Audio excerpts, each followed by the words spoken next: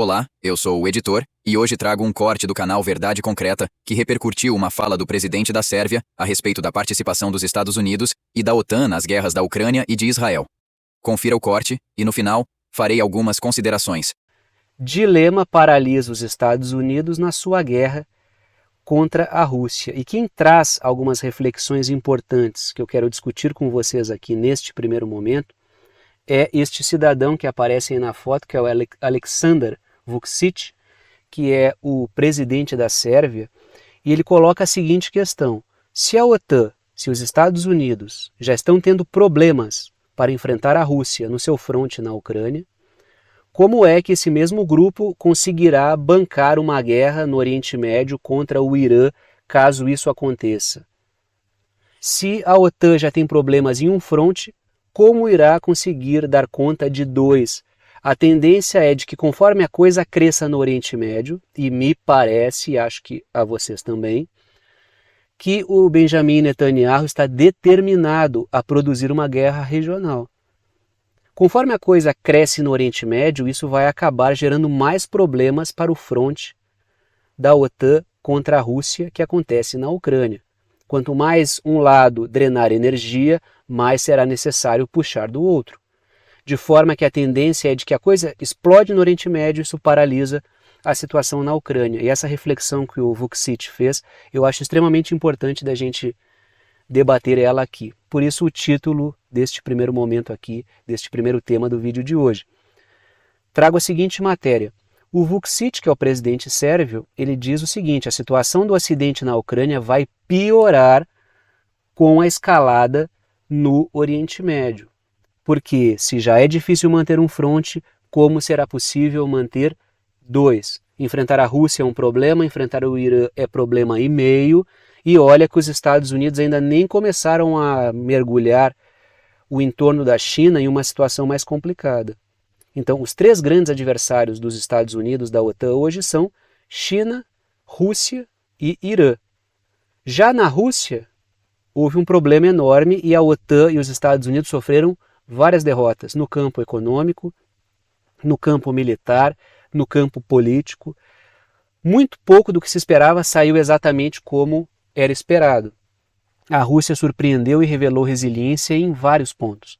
Agora abre-se um novo fronte contra o Irã, caso a situação no Oriente Médio se aprofunde mais. Como saber o que esperar do Irã a partir do seguinte panorama? Esperávamos algo da Rússia e tudo saiu fora do esperado. Como fazer um planejamento de um confronto contra o Irã? Essa é a grande questão. Trago dois pontos, começo pelas letras vermelhas. Ele diz, o Vučić, o presidente sérvio, que a abertura de um novo fronte faz os Estados Unidos perderem o controle da situação.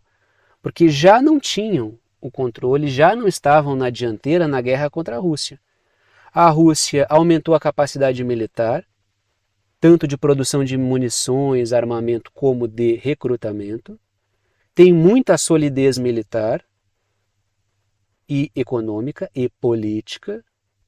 E a questão é, se já não há controle em um fronte, como bancar dois?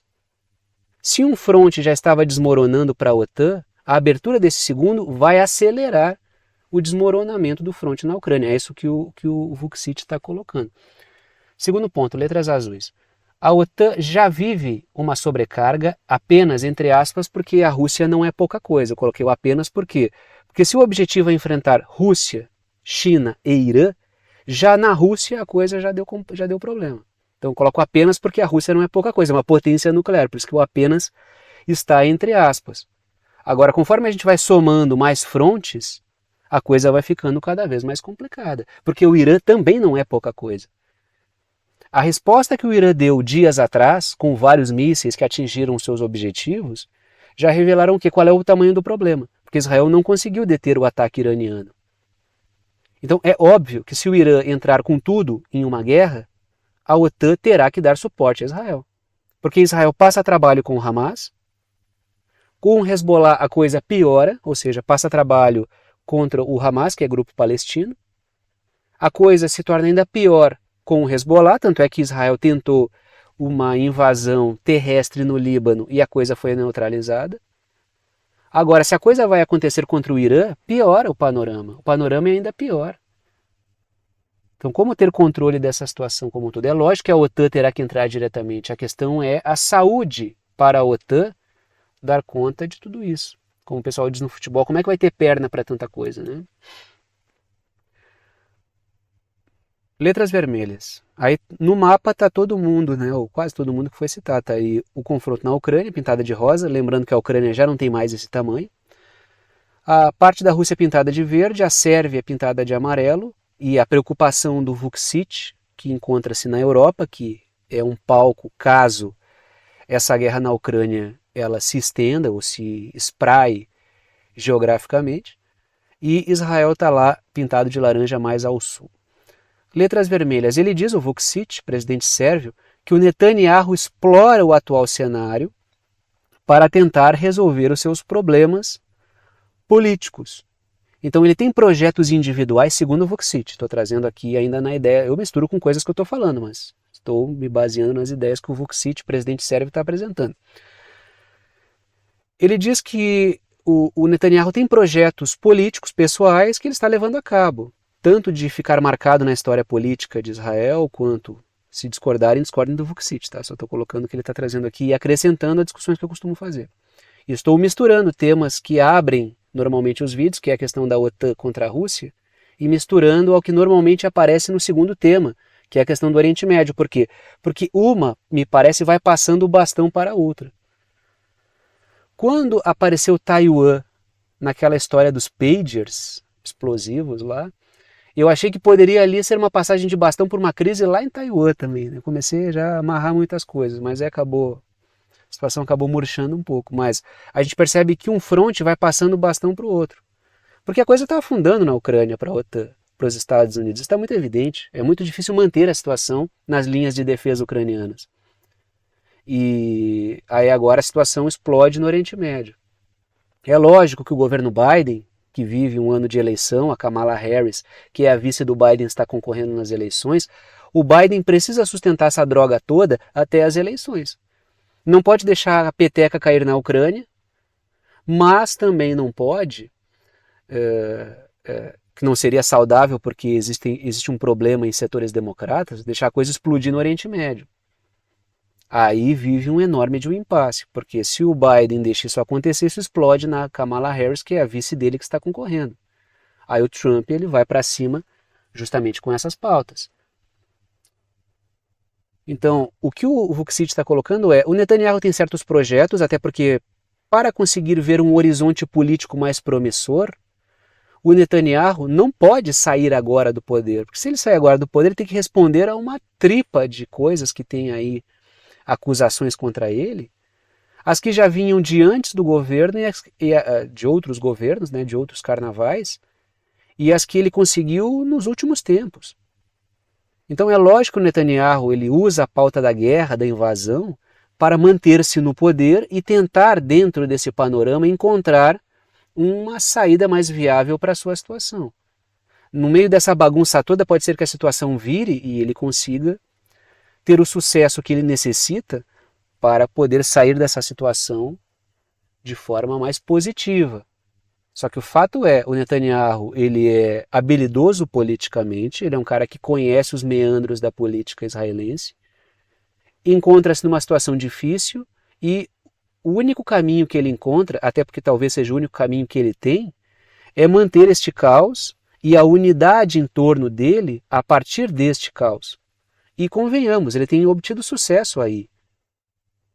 Só que a questão é, ele coloca toda a região numa situação difícil, ele coloca a OTAN numa possível guerra, lembrando que Israel não é membro da OTAN, Israel é um aliado extra-OTAN, mas é muito mais protegido do que muito membro da OTAN. Assim como a Ucrânia também não é membro da OTAN, só que a Ucrânia é só uma bucha de canhão da OTAN mesmo. Não se pode comparar a situação de Israel com a situação da Ucrânia. Se a OTAN tiver que tirar o seu esforço da Ucrânia, se a OTAN tiver que tirar o esforço da Ucrânia e jogar para Israel, vai fazer. Israel fura a fila. Faz parte dos mais altos interesses que norteiam o projeto da OTAN. Então a questão é a seguinte, o Netanyahu ele está seguindo uma certa agenda, só que ele está socando a OTAN numa enrascada. que é uma guerra regional. Mas isso é um problema da OTAN, porque ele está vendo os problemas dele, lógico. E isso faz parte da reflexão que o Vučić fez, né, que é o presidente sérvio.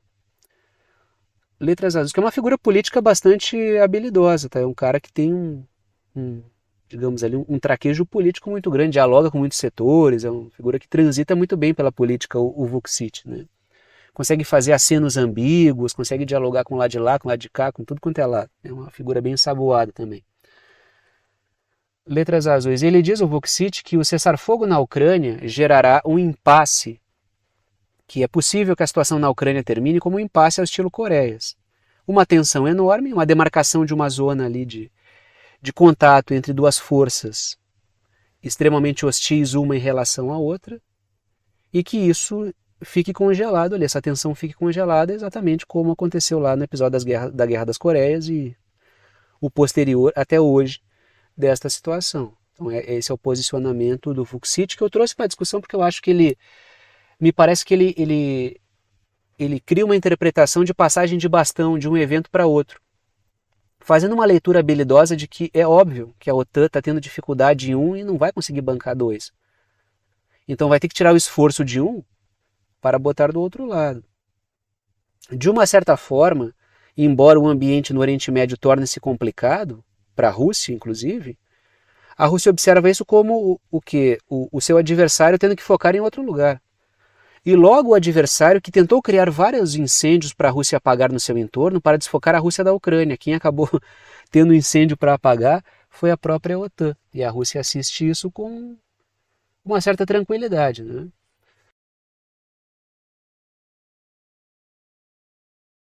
De fato, guerra em duas frentes nunca costuma ser uma boa ideia. Além de estar tomando apavoro dos Houthis no Iêmen, os americanos estão se provando ineficientes em ajudar a Ucrânia. As armas demoraram a chegar, e quando chegaram já foram sabotadas e destruídas. Vide o F-16 que mal chegou e foi abatido, supostamente, por fogo amigo. O tempo passa e os russos estão consolidando suas posições. A Ucrânia até conquistou Kursk, mas não parece ter feito muitos avanços com isso. A tendência é ver cada vez mais os americanos soltando a mão dos ucranianos para ajudar Israel. Mas soltando a mão de pouco em pouco, afinal os Yankees não podem correr o risco de Putin tomar tudo até o rio de Dnipro. Então eu vejo que a leitura do presidente sérvio é acertada. A tendência é essa guerra da Ucrânia terminar num impasse e os europeus conviverem com uma tensão com os russos ao longo das próximas décadas.